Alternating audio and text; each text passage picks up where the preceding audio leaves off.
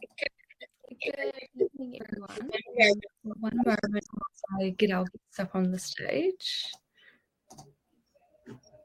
Cool. Should be popping up now. Hi, Ben. How are you? Good. Can you guys hear me? Yes, I can hear you. Yep. Cool. And Bayard's on here too. Cool. Good morning, everyone. Good evening, everyone. Welcome to tonight's webinar. Just before I pass on to Ben to do the formal introductions, I will just quickly run over some admin things for the webinar. As everyone joins on, please feel free to let us know who you are and where you're from. We'd love to know who we're actually talking to, since we can just see us through the screen. The Relab team are really excited to bring you the third development session with SubdivisionNZ. We really hope you're enjoying these because I think we're enjoying them, making them anyway, and it's quite fun. So my name's Stacey and I'm the content and social media manager here at Relab. If you've got any questions throughout the webinar, pop them in the chat and we'll get to those at the end. I will also be managing the chat just in case anyone's got any technical issues or just general webinar questions. And you will receive a recording of the webinar later on after the webinar wraps up, just in case you miss anything or have to pop off. And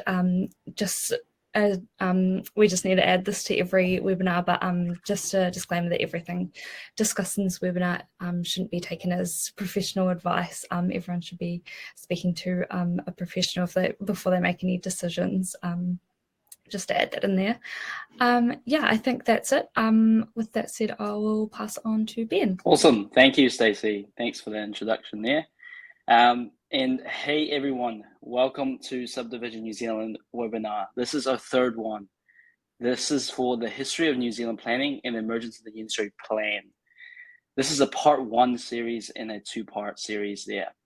In this webinar, we have invited Bayard McKenzie to give us an overview of the Unitary Plan focused on Auckland. He will take us down memory lane with a brief history of New Zealand planning and what it was like in the pre-Unitary Plan days. Then we'll contrast it with today's Unitary Plan, touching on the events that has happened, how the government reacted, and the impact it has on all of us today. We will showcase a map of the pre-Unitary Plan days and contrast them with the operative ones, and we will conclude with a case study of a development that was conducted during the pre-Unitary Plan days.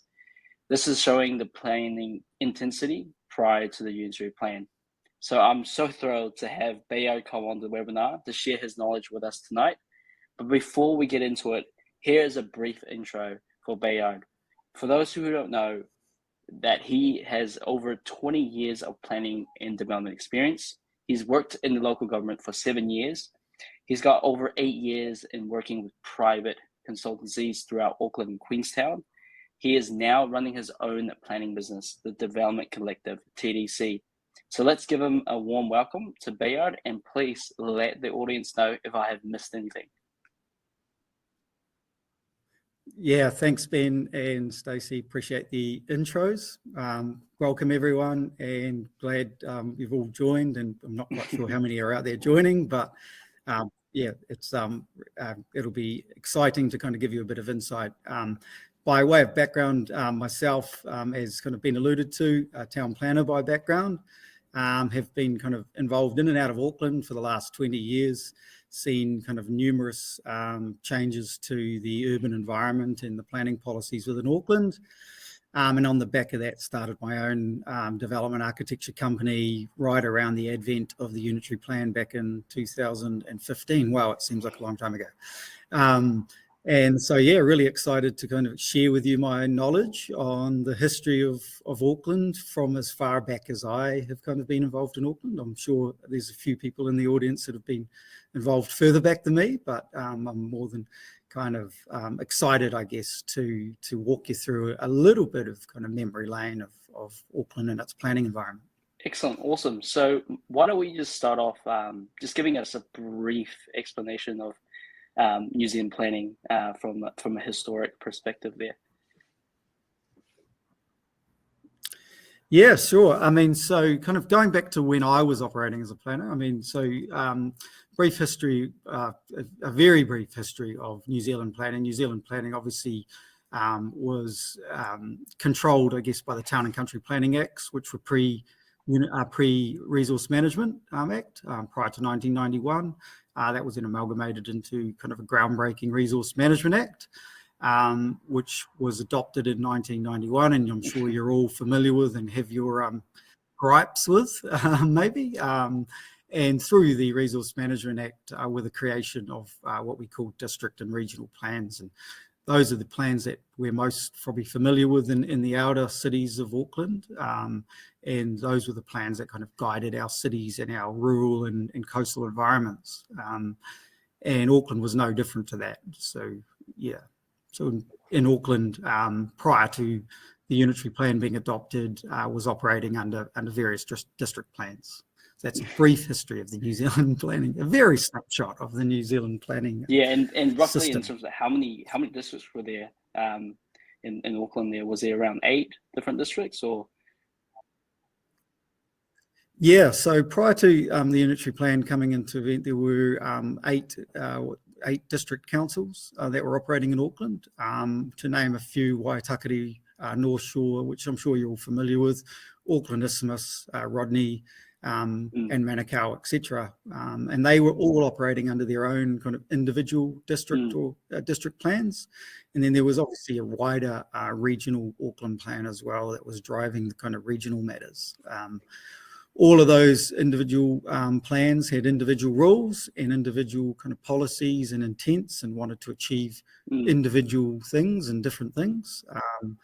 To kind of use an example, Waitakere was very heavily weighted towards the resource management matters, which were around protecting the natural resources. So a lot of general tree protection rules and protection of native bush. Whereas in the kind of more central focused areas like the Isthmus, they were more weighted towards kind of suburban housing, I guess, in a sense. And they were all adopted in around kind of 1995. So that was about 4 years after the Resource Management Act. And they carried on and were around for kind of a number of years up until, the advent of the Unitary Plan in 2013. Or the beginnings of the Cool. plan. So what we'll do is we'll give the audience a little understanding of what kind of happened before. So what was it like pre-Unitary Plan days? And what I'll do is I'll just quickly share screens here so we can have a look in terms of that. Share the window.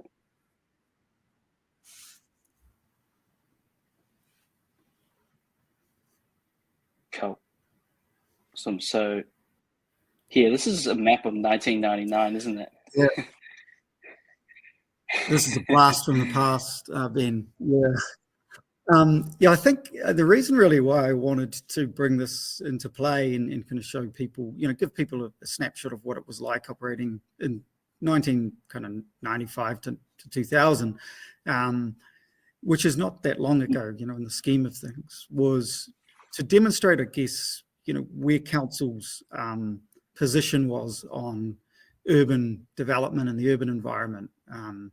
And this map is a really good example of that. I think we've taken this map from Mount Eden. So I'm familiar with Mount Eden, doing a development on View Road right myself. And I can kind of walk you through, I guess, what some of those strange little numbers mean. So in a sense, Auckland was heavily driven from, I would define it as a more restrictive kind of planning environment as opposed to where we are today, which is what I like to call a more enabling planning environment. The zones were far more prohibitive. So if we used one of the zone examples there, you might be able to see it, residential 6A, was a zone that had limited density abilities. It permitted, for example, via resource consent, one house per 375 square metres of size per lot. And the residential 5 zone was even, less dense, one house per 500 square metres. What what I'm trying to allude to there is that, on a site of, say, 750 square metres in Mount Eden, you could probably build 2 houses. To be able to kind of push beyond 2 houses was what we call in the industry as a non-complying activity, and that is, in a sense, your most prohibitive activity you could apply for. Yeah. It often faced quite heavy resistance from council if you push beyond those densities. Obviously, some people would have had successes, but generally, council were resistant to anything that breached So basically, those you're saying that the council was really firm on these rules, and these were the rules, and you can't really go back to them and say, hey, can I do this instead? Can I do 400 square meters instead of 375? Yeah. That's correct. I mean, it was a less enabling plan, is the terminology that I like to use. And the reason why it was drafted in that manner, obviously, to, in accordance with the principles of the Resource Management Act, but it was also on the back of the fact that Auckland was a leafy suburban city and, oblivious to kind of exponential growth that was kind of occurring in the background. And, it didn't want, most people at that time when the plan was made operative didn't want large, apartments and multi-unit housing to be built in the area, and wanted to maintain that, that quarter-acre dream that we've all heard of probably, and some people still dream about. And so that was really the driving force behind it. It was very anti-housing infill, and it was very anti-development. And quite restrictive, and the threshold to kind of go through and trying to achieve infill housing was significant and quite challenging. 13 years later, they finally kind of changed that, didn't they? So if we have a look at this one here, which was a notified version of the Unitary Plan in 2013, and I believe if we go to this area here, which is similar to the View Road area that we had over here, we can see that there's a bit of, obviously we've got some color to it now, so it's a lot easier to see what we can and cannot do and differentiate the zones. But like in anything after 13 years, what's the main differences there? What would you say? And what was this plan for? Yeah, I mean, it's probably important, Ben, just to take a little step back into how the Unitary Plan kind of came about. And the driving force, in a sense, behind it was, again, the Labour government at the time, which was in 2007, when the Labour government identified that Auckland was inefficient in terms of operating under 8 district councils and wanted to amalgamate them. And it was, groundbreaking at the time. I think it was all councils coming together to form what we now know as Auckland Council, which was, 8,000 staff, I think around 5 billion in costs and assets, one of the biggest councils in the Pacific region. That happened around 2007, and on the back of that came the directive of what we call the Auckland Plan. Now, the Auckland Plan was a direction around providing for housing and affordable housing, identified quite quickly that there were significant housing shortfalls within Auckland in the region of 100,000 prior to the Unitary Plan, and the need to accommodate another 400,000 going forward. And the Auckland Plan was carried on through once national government came in 2009 and started to push forward to the need for a unitary plan, or an overall kind of district plan, I guess. And the Unitary Plan was then kind of created off the back of the Auckland Plan.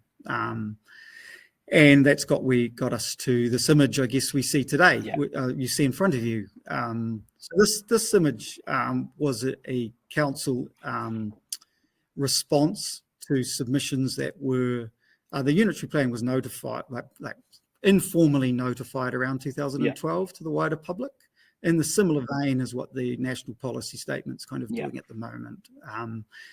Once the council had received informal submissions, and there were plenty, they then released what they call here the notified version of the Unitary Plan. what's kind of important to talk about here, Ben, would be the draft plan that was released for submissions, which you can conveniently not get a copy of now. I can't seem to find it. Was far more dense in this particular area, as an example, than it is what you see in front of you now. So Mount Eden was actually earmarked for predominantly mixed housing urban land and terrace house and apartment building land. Council, through that informal notification period, received significant kickback from the local community, which is likely to kind of occur in August. And they ended up then underzoning large swathes of central Auckland. And so this snapshot, which you have here, is demonstrating that most of the land in Mount Eden went to mixed suburban and single house, as an example.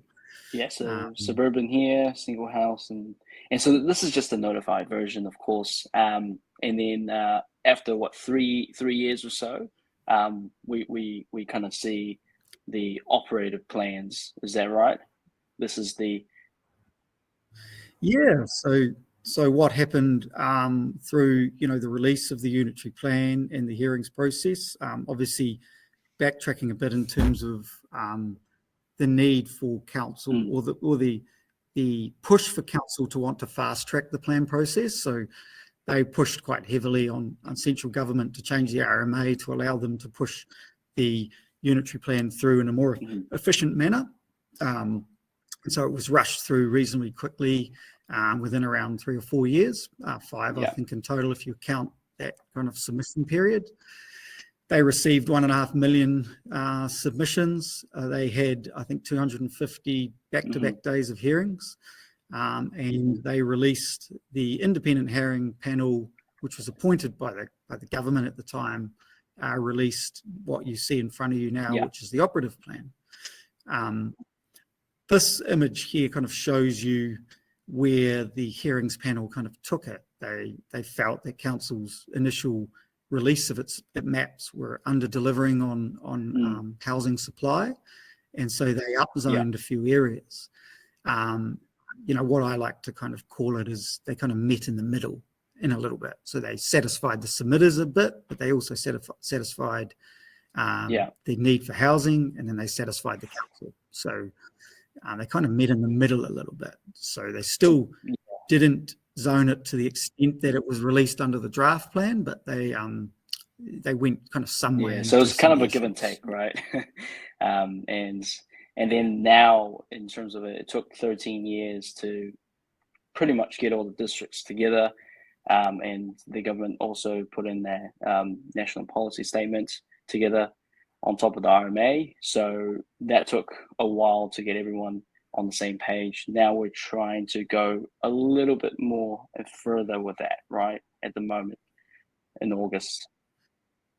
Yeah, so I think the big point to make on that, Ben, would be around, what happened in the wash-up during the Unitary Plan, and, what it set very onerous targets on housing supply.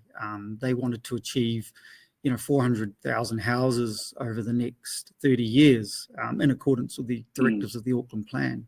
These were housing targets that were not made up. These were housing targets that were derived from, Statistics New Zealand.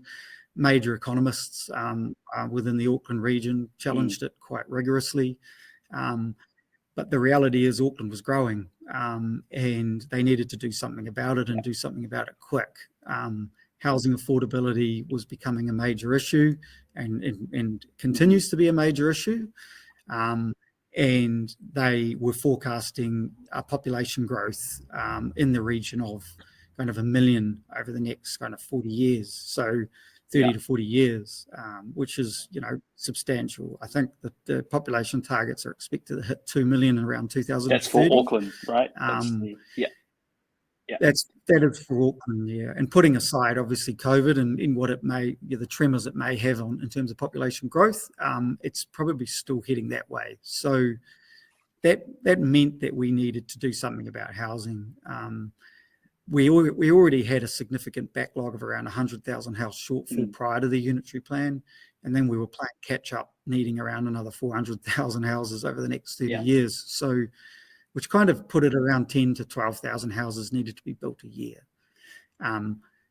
The issue, I think, that's coming out today, and where Labour and to a lesser extent National have stepped in, is the Unitary Plan is, despite all people's belief, is not really achieving what those targets, not achieving what it's intended to achieve. And it seems kind of insane when you think about it, because everyone's seeing substantial changes in their neighbourhoods, but they used to those quarter-acre sections I touched on, and now we're starting to see smaller developments come up, but it's not to the scale that it needs to be. So we're playing catch up, and that's really where the NPS is starting to make kind of headlines. That's a good point as well, and I think I was looking at this as well in terms of both governments coming together on the same page to actually make the NPS. That kind of just tells you that we're probably not going to hit those figures in terms of housing, and they need to work together and in line with that. And that puts aside even the metrics which most of the people in the audience are probably used to around those targets were essentially throwing a dart at, right? They didn't account for construction cost increases. They certainly didn't account for COVID and the issues we're confronted with now, which they accounted for a normal market. So we're now starting to see even further pressures on housing, which will come out of the events that are occurring now. So housing supply, in a sense, is going to get even worse. Housing demand is going to be stronger, and the NPS is trying. Well, in a sense, is going to be trying to solve that. The government stepped in, I guess. Cool. So what we'll do is we'll kind of show, for those who don't know, there is a NPS GIS viewer, NPS Urban UD MDRS viewer here that just pretty much shows what's kind of coming in August this year, and this is just a guideline at the moment, but basically maybe Bayard, you can give us an idea of what these lines here look like, and what do they really mean, and what's really going to kind of change in a very simple and simplistic way. Yeah, it's a good question, Ben. I think, I would be frightened to be living in an area that was under investigation. But essentially those areas that aligned, which is where you were focusing on earlier, Mount Eden, areas that are under investigation for a light rail corridor. What that is likely to imply is that those areas are going to face quite significant upzoning. It kind of makes sense and aligns with the government directive and to an extent council directive around access to public transport, and reducing parking requirements under the NPS. And so it's likely we see putting aside those kind of special character areas or qualifying matter areas, which are heritage areas. It's likely we're going to see some quite significant upzoning in those areas under investigation. The reason they're probably under investigation at the moment, and I'm sure we'll find out in August what that actually means, is they probably haven't done significant amount of work on the CRL to figure out exactly where it's going. But that's, in a sense, you will see those areas likely to face kind of significant and those areas you mentioned is these vertical lined areas, is that right? That's on the map, that's overlaid here. Yeah, that's correct. And that makes sense because it's within 15 minutes of the city. It's close to public transport. It's clearly located on a future rail link. Yeah, you can see the you can see the train station links here. And council and government will be aggressively targeting those areas for increased heights and increased densities. No different to kind of any international city, I guess, in a sense. Cool. Okay. What I'll do is go back and also went through all kind of stages of the Unitary Plan, and obviously a little bit of what's up and coming. We do have a case study, and this case study is in Onehunga. And this case study is based on a development that was completed in 2013, and this is pre-Unitary Plan. So Bayard has wanted to showcase this, and maybe he can let us know what the difference was prior to the Unitary Plan in terms of what intensity we can actually get. So let me share that with us, and we'll use Relab to kind of showcase that.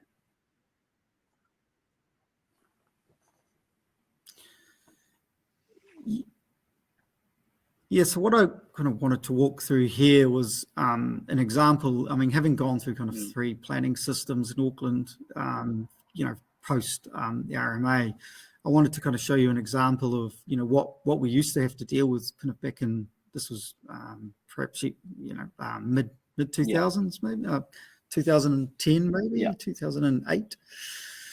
So kind of now what we're dealing with under the Unitary Plan, and what we potentially could be dealing with under the NPS. This was a really good example because this was a very nice site in Onehunga. The total site size was 1,100 square meters, I think. We achieved 3 houses on this site, but we achieved it in a very negative manner, in that this project faced public notification. We went through numerous hearings. In fact, I think at one point there might have been an Environment Court challenge. We faced 2 years of trying to get a resource consent through for essentially 1 house on 350 square meters of land. I think one of the only issues that was really pushed on at the time was a garage that was facing a street. And I wanted to show you this example because now under the future, the current Unitary Plan, this is obviously mixed housing urban. You could probably get in the region of 5 to 8 terraces on there at a reasonable low level of resistance from council.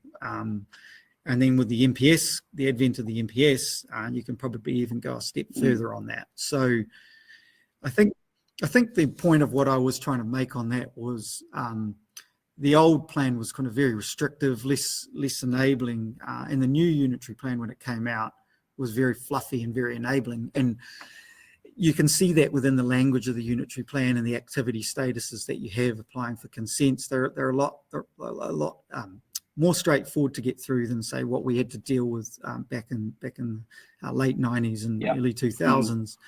The Unitary Plan uses language like standards as opposed to rules, and those standards aren't to be aimed at. That was a direction from the Environment Court judge at the time, and it's all very kind of nice and fluffy. Whereas the old plan, showing you this example, was very restrictive and very difficult to even get 3 units on 1,100 square meters of prime Onehunga land. So it's kind of a good case study to show you where we were not that long ago and kind of how far we've come. And I think then that kind of demonstrates how quickly the change has happened and how people are needing to adjust to that change, and why perhaps we're facing so much opposition to this change. It's a very quick change over a short period, where we were used to this type of environment, 3 houses on 1,100 squares, and now we're starting to see apartments pop up. So quite a big change for a city. So that's not something like this it. today would be kind of redeveloped in a way that you'll have more density, either townhouses, terraces, or apartments there. And that's, that was only less than 10 years ago, that there's only 3 buildings there and you're getting pushback from council. So at the moment, if you were to redevelop the site and you were to, let's say you put 6 or 7 on the site, do you think there will be much pushback with council at the moment, or as long as you stay within the guidelines and rules? If you stay within the confines of the standards and you provide good amenity for the units, then there really is no notification on the neighbours. You can avoid that, in principle, avoid that. And you can avoid, the 2 years of pains we had to go through to get this consented. And, this one here kind of pushed the density limits above 375. So that was 350. So it got publicly notified. So, it's quite different to kind of what we're operating in at the moment, where, 8 units are, give or take, a bit of a tick box exercise for council, whereas 3 units slightly below density was a big hoo-ha, I guess, or faced quite significant planning opposition. Yeah, absolutely. So there's 2 more questions that I kind of want to touch base on with this, because I think the audience also wants to know and chime in as well. One is infrastructure. So I know I asked you this before, and I think the audience will like to know as well. Do you think we have enough infrastructure to support the development that's coming through for the new Unitary Plan? I think that's a really good question. And the short answer is the Unitary Plan wasn't really created on the basis of supporting significant infrastructure.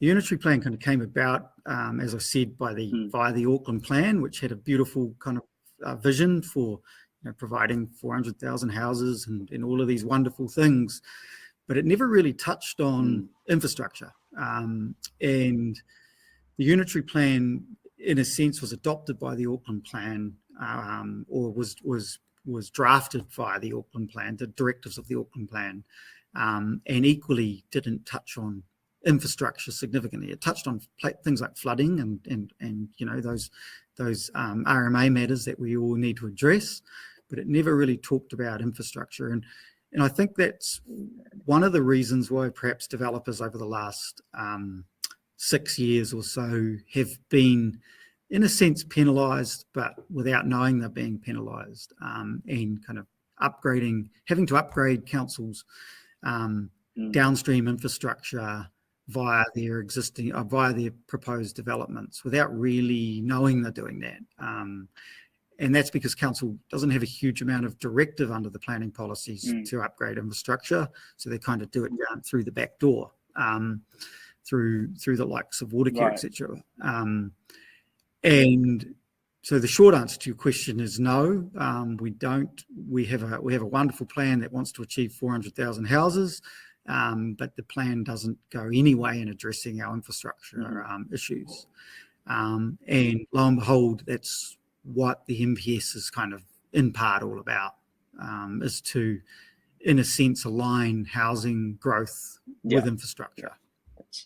Well said, because without a plan first, you can't really drive the infrastructure forward. So I think there needs to be a want to actually make developments in those areas in order for the infrastructure to go forward. I think it was, I think in a sense then it was a little bit of a forgotten thing. We obviously had the underground train system, which was also kind of driven off the back of the Auckland Plan, which was, a wonderful thing created by Len Brown that everyone was, very happy about. And that was kind of as far as infrastructure, the definition of infrastructure went. So, that's going to save everything.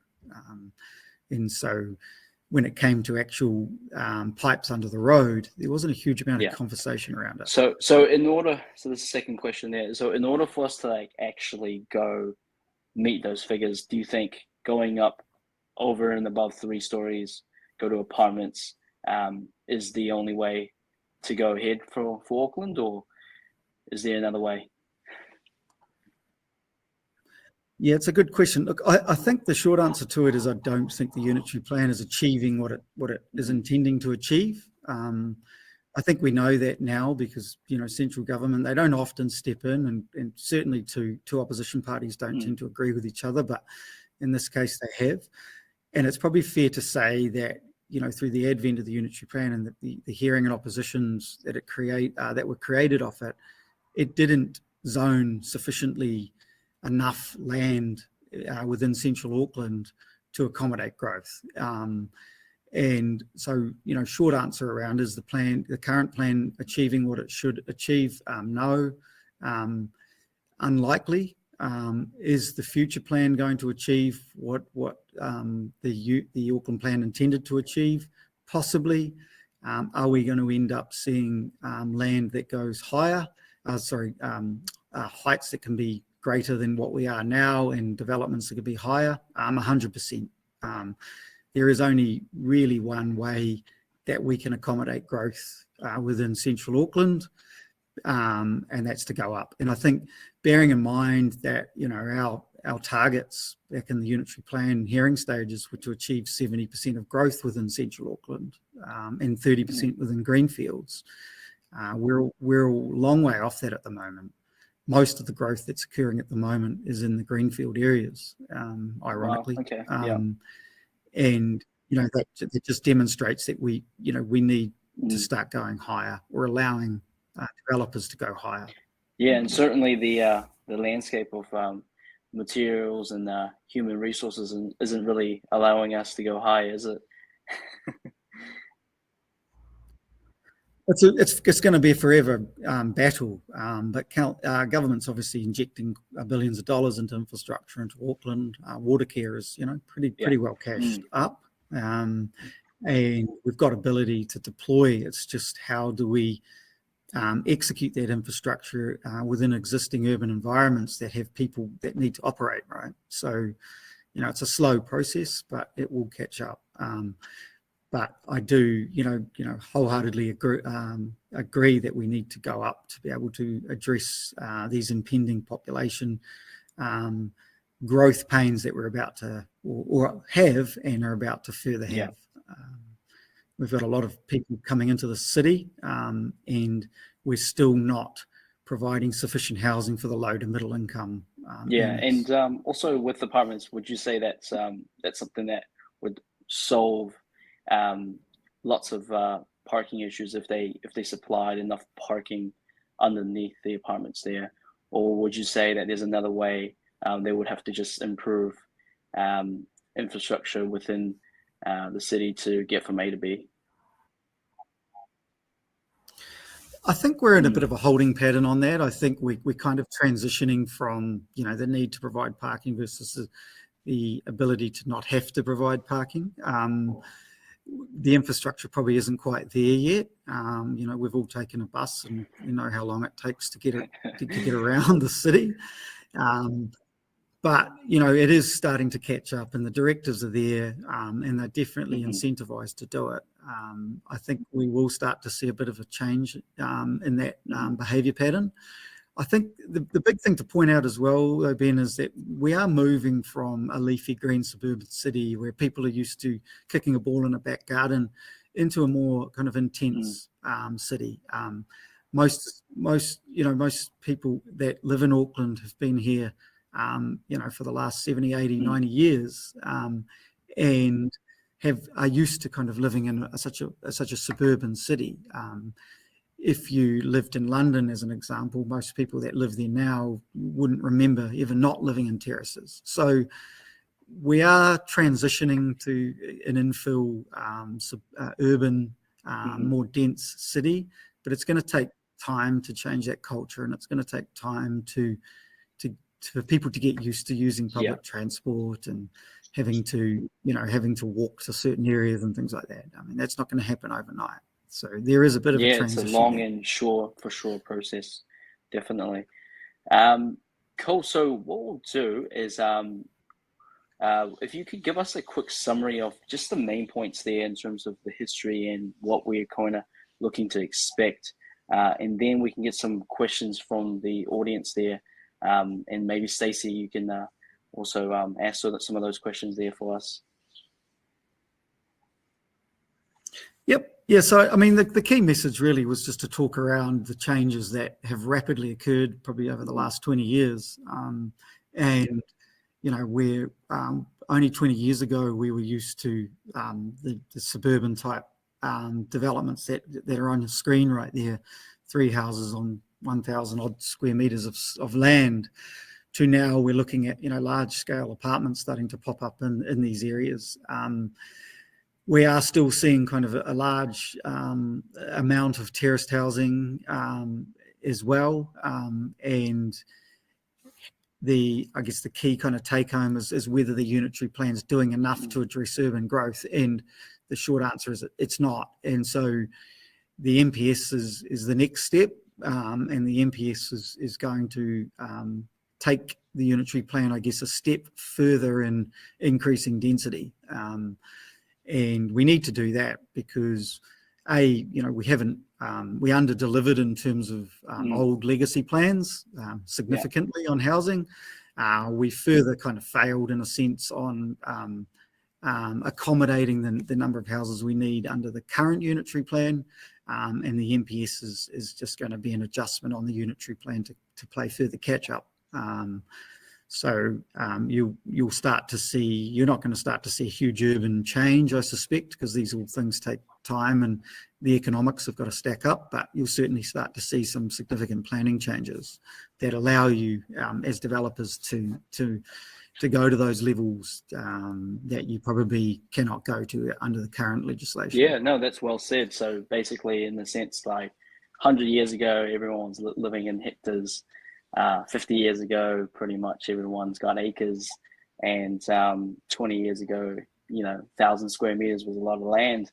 Now we're looking at 200 square meters, and we're probably going to go up to the, fifth level. So yeah, that's where we're probably going to head to. It just takes time, and it's a lot of people that need to get used to it, and I personally have to get used to it as well.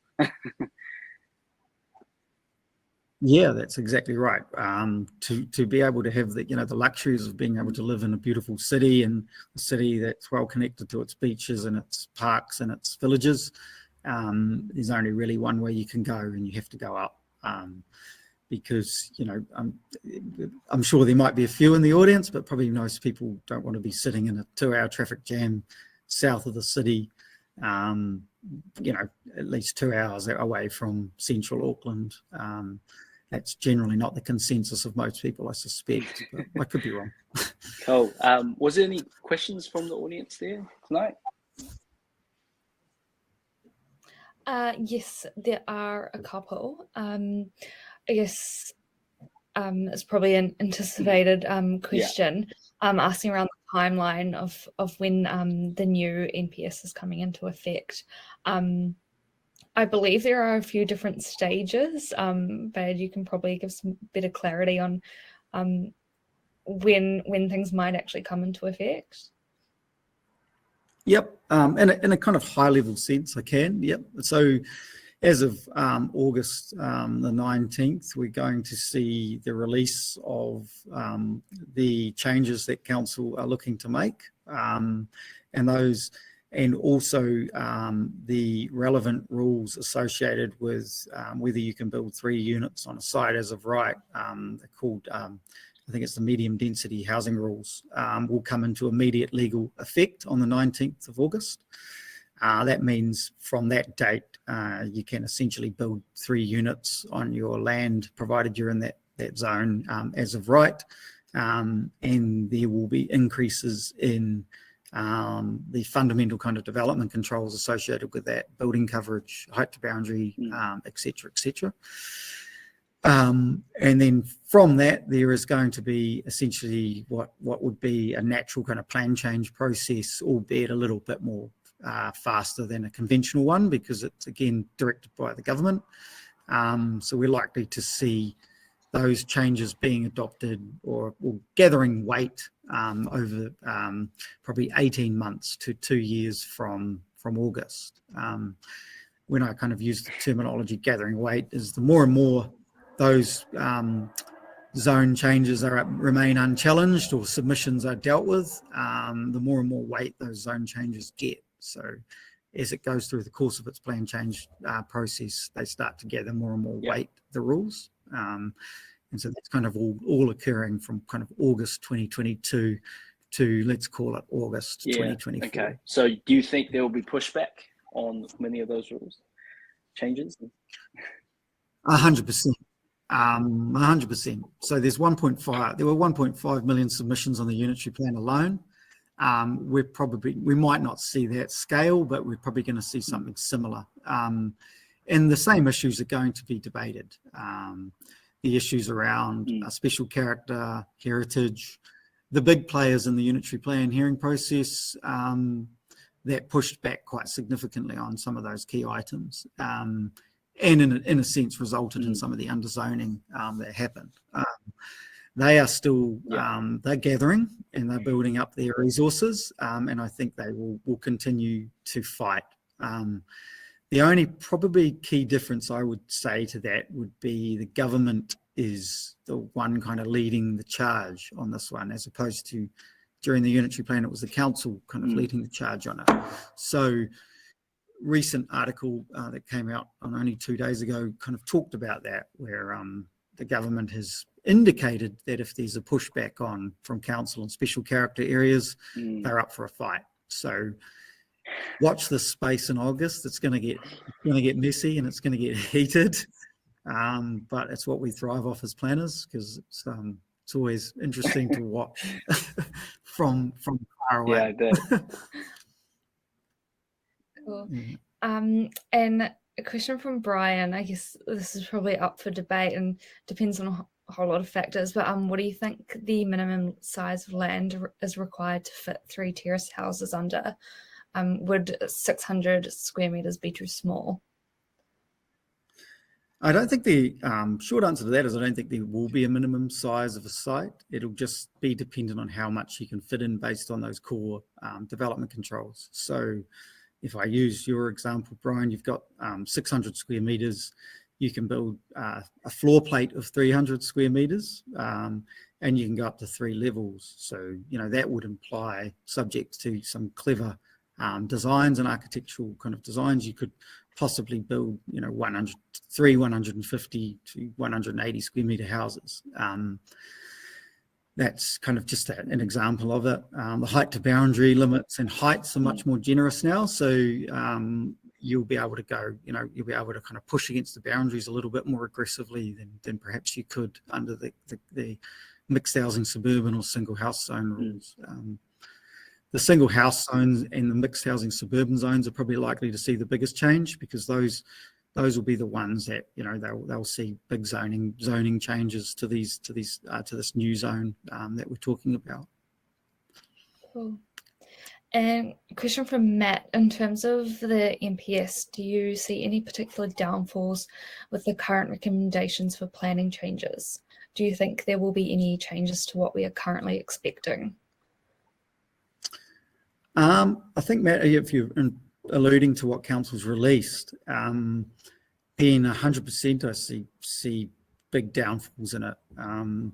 They're clearly hanging their hat still on protecting character within the central suburbs, and there are some areas where they are blanketing character at the resistance of central government. So government's kind of given them a directive to walk the streets and start identifying character houses, yet they are still kind of persisting with blanket special character areas. So I think that's where we're probably going to see some of the big changes through the hearings process and big fights. Do I see any downfalls in terms of the intent of it or what the outcomes will be? There'll be less control around design for those that have got permitted developments and can build those 3 houses. So yeah, we could start to see a little bit of disruption in our neighbourhoods around poor design.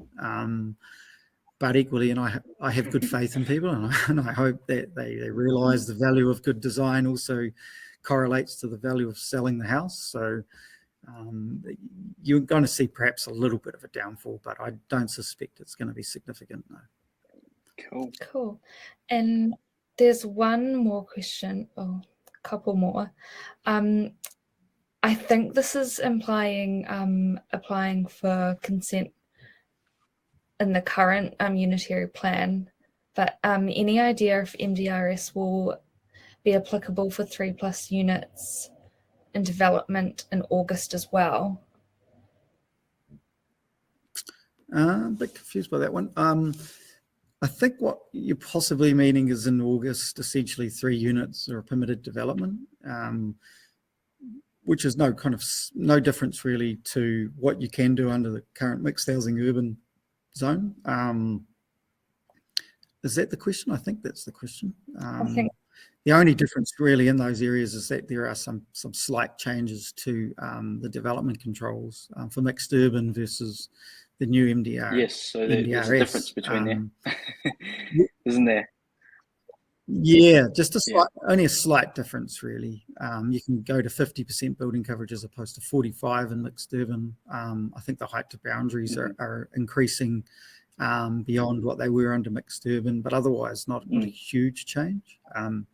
Most people operating kind of in that mixed urban zone are likely to go above 3 units if they're looking to develop. But you're going to see, as I kind of alluded to earlier, you're going to see those much more substantial and drastic changes in mixed housing, suburban, and single house is where you'll see the big changes. Yeah. I have a question on that one though, in terms of because they did say that you don't require a resource consent. Now that resource consent was for the actual building itself, correct? Opposed to the resources. Yeah, exactly. So, I guess the term not requiring a resource consent is a bit of a loose term because there's a lot of things that can trigger a resource consent, and it's not just the houses. You still need to meet, minimum access way widths. You still need to be outside of a floodplain. You still need to ensure you've got sufficient infrastructure and things like that. So, in principle, you can build 3 units as of right without a resource consent, but in reality, there might be a number of sites where you still trigger a need for a resource consent for something like a flooding issue or something.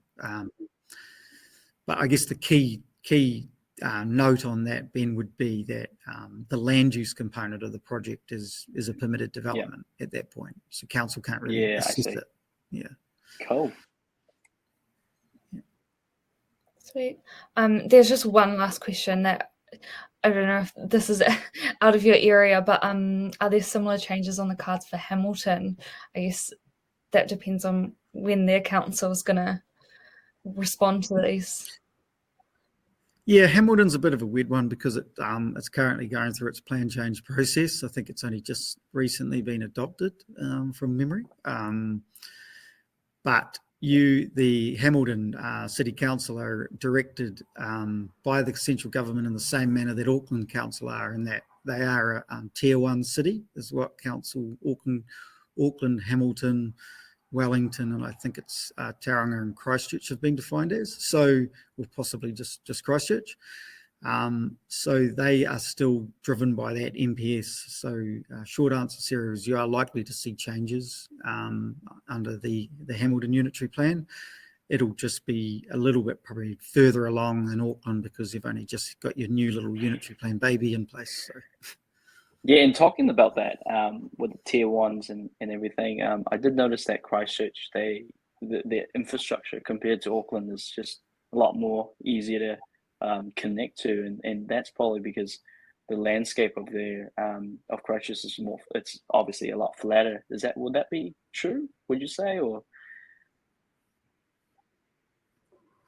Yes and no. I mean, I think obviously the Christchurch earthquakes gave them a bit of a blueprint to relook at their infrastructure, and they, as a result of that, they did quite significant upgrade works post the earthquake, and so caught up a little bit with growth. And yeah, I guess in principle you could argue that it's a bit easier to run a pipe through Christchurch as it is to drill it through rock in Mount Eden. So that could be certainly one of the reasons. Yeah. Auckland's tricky because most of the areas which have poor infrastructure, the central city areas, to name a few, are quite dense in terms of their road network and ability to kind of run piping through it. So you'll see if you drive around Herne Bay and places like that, it's already starting to occur, but it's at very slow pace because you're disrupting a lot of residents, right? So it's not going to happen overnight. Exactly. Cool. I guess there's no more questions. So in that sense, I think what we'll do is I'll allude to kind of what we're going to have in the next part 2 webinar. And that is literally just talking about the new Unitary Plan, the new NPS, and Bayard will give us all the ins and outs, and we'll go nitty gritty on that one for the next one. And I'll post up exactly when that will be, hopefully within the next week or 2. And if you guys missed this one, we'll post this up on the Subdivision New Zealand forum and also the Relab one as well, so you'll be able to come back to it. Cool, and also I'll leave links to the Development Collective, so you can contact Bayard anytime with any other questions. And Bayard, was there anything that you want to leave the audience with? No, I mean, yeah, I've obviously enjoyed tonight. It was really good just to give a snapshot of the history of Auckland and kind of where we've come to.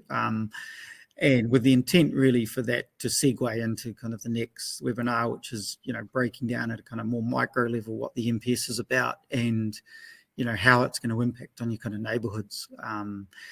Also kind of going into a bit more detail and expanding on a bit more detail around the timeframes of it and what the actual process is from August onwards. Yeah. And so, yeah, I hope you enjoyed tonight. Cool. Awesome. Cool.